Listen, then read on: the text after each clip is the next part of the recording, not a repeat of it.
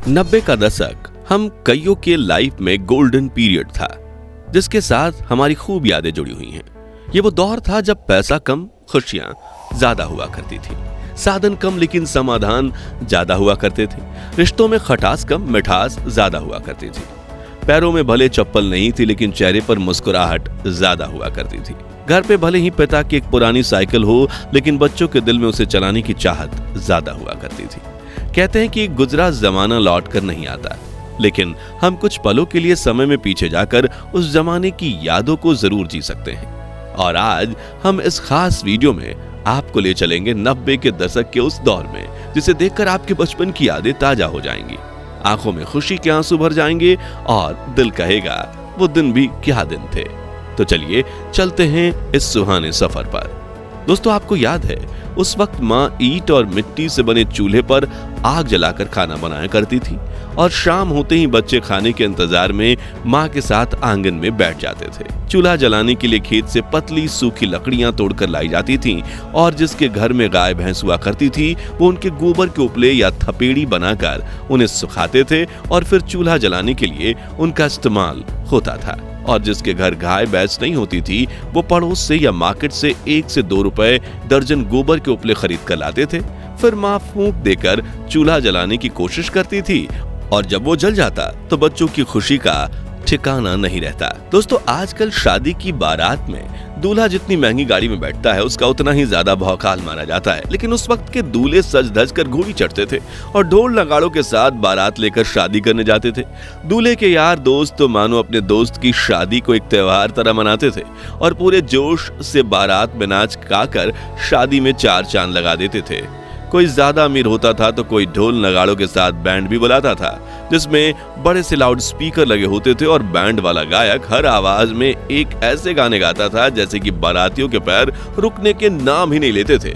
वहीं कुछ लोग इन लाउड स्पीकर का इस्तेमाल अपनी दुकान के प्रचार प्रसार में भी करते थे, जिसमें वो अपनी ही आवाज में कुछ पंक्तियां कहकर उसे कैसेट में चला देते थे। उस समय ना वॉशिंग मशीन होती थी और ना ज्यादातर घरों में पानी के नल, तभी घर की बेटियां कुएं से बाल्टी भर के पानी ले आती और थापी से पीट पीट कर कपड़े धोया करती थी, जबकि कुछ लोग कपड़े लेकर नदी किनारे बने घाट पहुंच जाते और कपड़े धोकर वहीं से नहा भी लेते। वहीं जब सब्जी मंडी जाने का मौका मिलता तो वहां दुकानदारों को कोयले से जलने वाले चूल्हे पर पकौड़े, समोसे और कचौड़ी बनाते देख मुंह में पानी आ जाता था और सामान लेने के लिए मिले पैसे से हम पैसे बचाकर इनका चटकारा लिए जाते थे। आजकल तो लगभग सभी के पास पक्के मकान हैं, लेकिन उस दौर में गांव में सिर्फ 1 आधा लोगों के पास ही पक्के मकान हुआ करते थे। बाकी गांव वासियों के पास मिट्टी के बने कच्चे घर हुआ करते थे। दिवाली के त्योहार पर लोग अपनी इन्हीं घरों की मिट्टी और गाय के गोबर से लीपापोती किया करते थे और इसे काफी शुभ माना जाता था। लोगों के घरों की दीवारों में आला या ताक कहे जाने वाले ऐसे स्थान जरूर दिख जाते थे जहां छोटी चीजें बहुत रखी जाती थीं। घर की चाबियां और शाम को जलाए जाने वाले दिए इसी पर रखे जाते थे, लेकिन अब नए घरों में इनकी जगह ड्रेसिंग टेबल या डिजाइनर अलमारियों ने ले ली है। याद है, रोज शाम होते ही सभी दोस्त गली के नुक्कड़ पर मिला करते थे, खूब हंसी मजाक किया करते थे।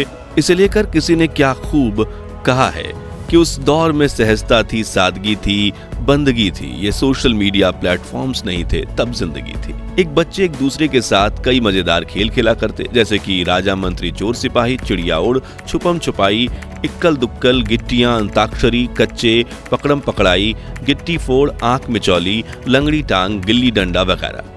खैर, आपने इनमें से बचपन में कौन सा खेल ज्यादा खेला है कमेंट्स में बताइए। और अगर बचपन में आपने ये खेल नहीं खेले तो आपने 90s के बचपन का एक सुनहरा दौर मिस कर दिया है। तस्वीरों में दिख रही ये चिड़िया उन दिनों खूब दिखा करती थी, लेकिन आज ये विलुप्त हो चुकी है। आपने इस चिड़िया को आखिरी बार कब देखा था और इसकी मधुर ध्वनि का दीदार कब किया था, कमेंट्स में बताइए। वहीं ये माचिस तो ताश को देखकर आपसे कुछ लोगों की आंखें भर आई होंगी। ये ताश वही बच्चे बनाते थे जिनके पास ताश की गड्डी खरीदने के पैसे नहीं होते थे, लेकिन अपने रूल्स के साथ अपनी ताश खेलने का मजा ही कुछ और था। याद है वो स्वादिष्ट कैंडीज जो 90 के दशक की शान हुआ करती थी, गुरु चेला जिसमें कैंडी का पैकेट घुमाने पर फोटो बदल जाती थी, पान पसंद, मैंगो बाइट, चटपटी कैंडीज, इक्लेयर, किस्मी, इमली की गोली, खाने वाली सिगरेट, जेम्स, आम पापड़, कप में मिलने वाली स्वादिष्ट जेली और मिल्की बार, ये कुछ ऐसी कैंडीज थी जो पूरे भारत में जोरों शोरों से बिका करती थी। खैर, इनमें से आपकी पसंदीदा कौन थी? कमेंट्स में बताइए। ये वही गलियां हैं जहां हम क्रिकेट खेलते वक्त जीवन की सभी समस्याएं भूल जाते थे। बच्चे बारिश के पानी में छपाक छपाक करते दौड़ते थे और अगर एक पुराना टायर मिल जाए तो छोटी सी लकड़ी की मदद से टायर धकेलते हुए रेस लगाने का मजा ही अलग था। ये वही मोहल्ले हैं जिनके साथ हमारी सैकड़ों यादें जुड़ी हुई हैं। ये वही पेड़ है जहां देश के लाखों बच्चों को प्राथमिक शिक्षा मिली है। और जिन बच्चों को स्कूल जाने का सौभाग्य प्राप्त होता था, वो महंगी बेंच नहीं बल्कि एक ऐसी लकड़ी की चारपाई पर बैठते थे। जब पहली बार बंगाल में इंग्लिश स्पीकिंग क्लास खुली थी, तब ऐसे दीवार पर एडवर्टाइजमेंट दी गई थी, लेकिन आजकल तो अंग्रेजी के सामने हिंदी भी फीकी पड़ने लगी है। अब नजर नहीं आते उस समय के डाकिया जिनकी साइकिल की घंटी सुनते ही घर में खुशियों की लहर दौड़ उठती थी। पोस्ट ऑफिस तो आज भी है, लेकिन खत लिखने वाला कोई नहीं। ये वो दौर था जब कांच की बोतल में तेल और रस्सी डालकर घंटों तक जलने वाली चिमनी बनाई जाती थी और रात को लाइट जाने पर इसे जलाकर घर वाले एक साथ खाना खाया करते थे। याद है, उस वक्त हमारी दादी नानी सिलबट्टे और मूसल में ताजी सब्जियों को पीसकर स्वादिष्ट चटनी बनाया करती थी। आटा पीसने के लिए घर पर ही 2 पत्थर वाली घटी यानी चक्की का इस्तेमाल किया जाता था। कुछ के घरों में मिट्टी के बर्तनों में खाना बनाया जाता था और खाने की हर बाइट में आने वाली मिट्टी की खुशबू मन को प्रफुल्लित कर देती थी। बर्तन भी स्टील के नहीं थे बल्कि लोहे, तांबे, पीतल और कांसे के हुआ करते थे और डाइनिंग टेबल की जगह जमीन पर बैठकर हाथ से खाना खाने में मजा ही कुछ और था। याद है, गांव से शहर गए लोग जब परिवार को एसटीडी पीसीओ पर फोन किया करते थे तो पूरे गांव में खुशहाली फैल जाती थी। प्रेमी प्रेमिका तय किए गए समय पर एसटीडी बूथ के पास बैठकर एक दूसरे के फोन की राह देखा करते थे और सिक्के खत्म न हो जाए इसलिए बात करने से ज्यादा ध्यान सेकंड्स पर होता था।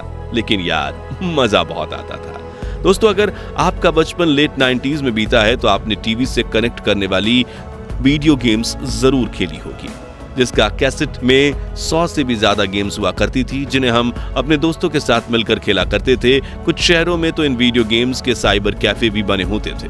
उस वक्त एक छोटी सी स्क्रीन वाली बिग गेम भी काफी लोकप्रिय हुआ करती थी जिसे बच्चे हमेशा अपनी जेब में लेकर घूमा करते थे।